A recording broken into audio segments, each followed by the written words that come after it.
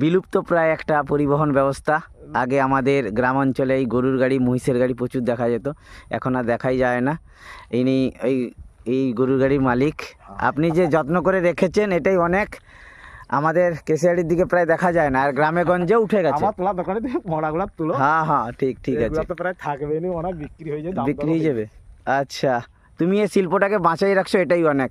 আমি ভিডিও করে রাখলি আমানাকার এটা স্মৃতি হিসাবে রয়ে যাবে। আমার বেটা ঝিকে দেখাইবা, দেখুন আপনাদেরকে দেখাচ্ছি গরুর গাড়ি।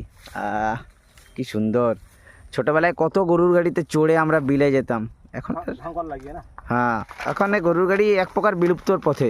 এই ট্রাক্টর, পাওয়ার টিলার, হুদহুদ এইসবের জন্য এই গরুর গাড়ি বিলুপ্তির পথে। হয় নেমে যাচ্ছে নিচের দিকে, এগুলা কথা কম শুনে, যেটাই বুঝে সেটাই ঠিক।